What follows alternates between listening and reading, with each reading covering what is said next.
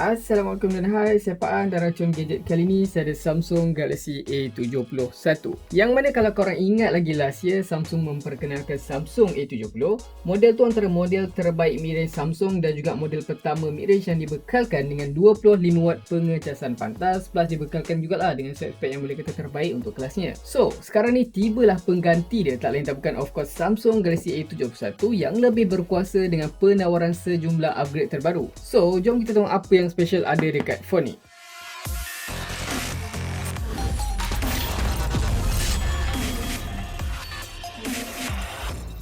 So, kita akan mulakan dengan isi dan apa yang korang akan dapat dalam kotak dulu. First kali dekat luar ni macam biasalah, korang akan dapat tengok phone tu sendiri. Dekat depan ada tulisan A71, di bahagian kanan ni just ada e-warranty Samsung, dan untuk di bahagian kiri ni ada tulis Samsung Galaxy A71.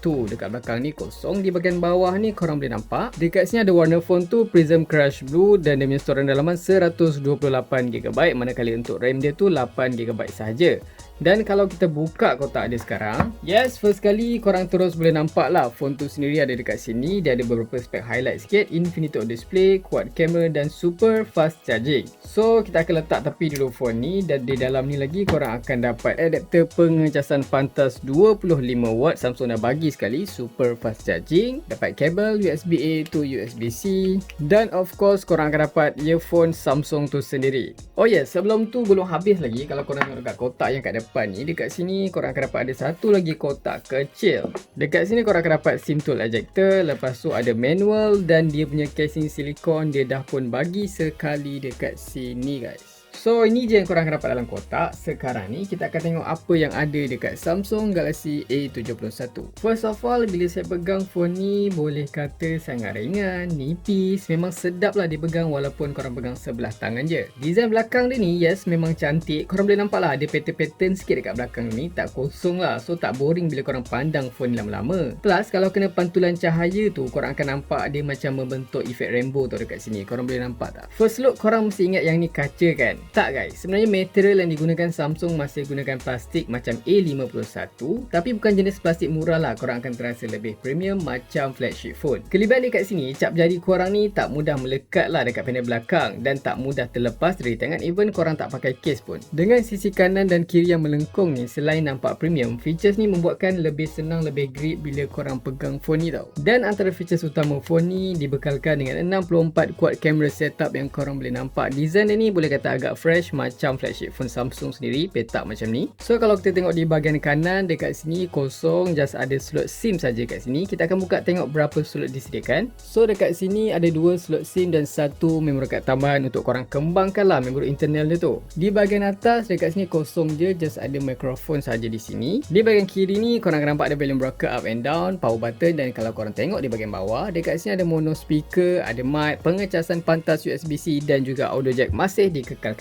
So kalau kita beralih kepada bahagian skrin, dekat sini korang boleh nampak yang Samsung masih menanamkan punch hole yang merupakan rumah kepada 32MP kamera selfie dekat display dia macam yang korang jumpa dekat model high-end Samsung. Yes, skrin berlubang ni boleh kata dah menjadi trend lah untuk tahun 2020 ni. Yang bagusnya guna punch hole ni, bezel dia tu dapat direduskan berbanding notch yang berbentuk U. Size skrinnya boleh kata agak besar juga, 6.7 inci, lagi besar daripada A51. Tak silap saya sama size dengan Samsung Galaxy S20 Plus flagship Samsung. Yelah, bila dah skrin besar ni barulah sedap. Korang nak tengok movie ke, korang nak main game ke, barulah macam sedap kan, besar skrin dia. Satu benda lagi yang saya notice dekat skrinnya ni jenis flat. Kalau curve tu adalah sikit, tapi dia macam tak ganggu lah bila korang tengah gaming ke apa, memang tak ganggu. Dan special features kat sini, Samsung menanamkan Super AMOLED display dekat A71.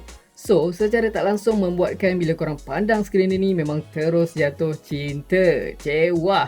Skrin cantik ni memang nice lah untuk phone mid-range, dan nama pun AMOLED. So, korang tak perlu risau lah pasal view angle ke, warna tak cun ke. Overall memang sangat-sangat perform. Brightness pun memang sangat terang sesuai untuk kegunaan outdoor di bawah cahaya matahari. Warna hitam ni pun boleh kata sangat-sangat gelap dan kaya dengan warna yang memukau. Plus kalau korang tengok dekat setting dia tu, dah tersedia option untuk korang switch kepada mode vivid ataupun natural. By the way, satu hal dekat sini yang mungkin agak kecewa sikit bagi yang dah terbiasa dengan screen high refresh rate ni, korang akan fresh sikit lah sebab dekat model ni hanya dibekalkan dengan 60Hz traditional refresh rate. Oh ya, satu lagi dekat skrinnya juga dah terbina pengimbas cap jari jenis optical yang dikatakan tu telah di-upgrade lah, so lebih laju dan accurate kalau dibandingkan dengan model terdahulu. Walaupun tak sehebat ultrasonic sensor fingerprint yang ada dekat model flagship, tapi kira okey lah. Selain tu untuk unlock, korang juga boleh gunakan face unlock. Kamera ni antara selling point utama Samsung Galaxy A71. So kita tengok dulu konfigurasi setup kamera dia. Total kamera korang boleh tengok dekat belakang ada 4 dan di bahagian depan ada 1, menjadikan total kamera yang ada dekat Samsung Galaxy A71 ni ada 5. Untuk setup kamera belakang ni, kamera utama dia 64 megapiksel dengan f/f 1.8, lepas tu ada 12 megapiksel ultra wide sensor dengan f/f 2.2. Manakala untuk lensa makro dan juga depth sensor, keduanya memiliki setup yang sama 5 megapiksel sahaja. Kalau korang tangkap gambar menggunakan lensa utama dia 64 megapiksel, overall size satu gambar ni beresolusi 16 megapiksel sahaja sebab Samsung menggunakan teknik pixel binning yang menggabungkan 4 gambar dalam satu untuk dapatkan hasil gambar terbaik. So far kualiti yang dihasilkan tu cukup memuaskan. Lagi-lagi kalau cukup cahaya, detail yang terhasil pun sangat-sangat awesome dan dari mid-range pun terbaik untuk daylight. Dan saya perasan color reproduction pun so far memang boleh kata agak baik lah. Untuk mode malam ni so far saya nampak macam agak bernoise sikit. Mungkin dedicated night mode ni lebih cenderung untuk meningkatkan detail objek berbanding control noise level dia tu. By the way, untuk kamera selfie pun so far kameranya ni dapat jalankan tugas dengan baik dengan average detail dan warna skin yang boleh kata agak accurate lah. Untuk rakaman video pula support max 4K 30fps dan ada juga mod super steady dan juga wide angle. In term of software, Samsung A71 dilengkapi dengan semua fancy features yang ada dekat Android 10 dan juga Samsung One UI 2.0 macam flagship Samsung. Kalau korang nak record screen, yes, A71 juga terbina screen recorder, hanya single tap je untuk digunakan. Kalau korang terbiasa dengan big speed rutin, phone ni pun ada juga. Kalau korang susah nak access app, jangan risau, edge screen di bahagian sisi kanan ni akan memudahkan bila korang nak cari apps korang tu. Kalau korang tengah shopping tu tapi tak nak bawa cash, jangan risau, Samsung Galaxy A71 ni juga support Samsung Pay. Ada juga mode gaming dan banyak lagi features menarik yang korang boleh jumpa dekat Samsung Galaxy A71 ni. Just kekurangan dekat sini, korang boleh tengok lah ada banyak apps yang dah preload, so bloatware tu lebih kurang banyak lah dekat sini. Manakala untuk security update ni, kebiasaannya korang akan dapat 3 bulan sekali dan 2 kali major update Android 11 dan juga Android 12.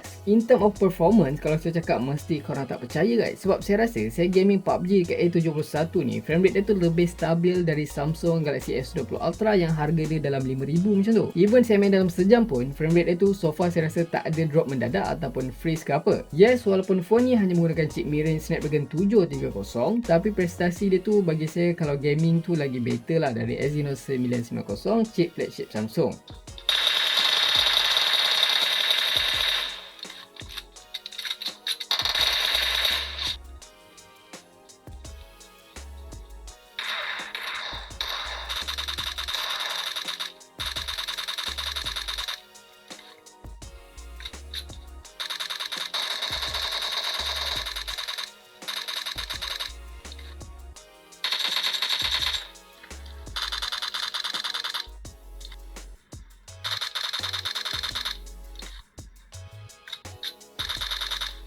Untuk grafik PUBG Max korang hanya dapat HD High 30fps, manakala untuk Smooth Ultra 40fps saja. Surprisingly dekat sini kalau korang masuk dekat COD, grafik Max korang boleh dapat very high dan kalau korang lowkan grafik, korang boleh dapat frame rate betul max 60fps. Memang padu Dari segi ketahanan bateri dekat sini kalau kita comparekan dengan model pendahulu dia tu A70, A71 ni secara teknikal lebih tahan lama lah since A71 menggunakan Snapdragon 7308nm which is lebih efisien berbanding Samsung Galaxy A70 yang menggunakan chip Snapdragon 67511nm. So far kalau untuk single charge tu untuk light usage macam dalam social media, YouTube, gaming memang boleh tahan seharian lah dengan berbekalkan bateri sebesar 4500 mAh. Masa yang diambil untuk charge phone ni pun boleh kata semakin pantas dengan adanya 25W adapter pengecasan. Setengah jam charge je dah boleh boost bateri dalam 50%. So sekarang jom kita dengar kekuatan speaker mono yang ditune oleh Dolby Atmos ni okey ke tidak. So dengar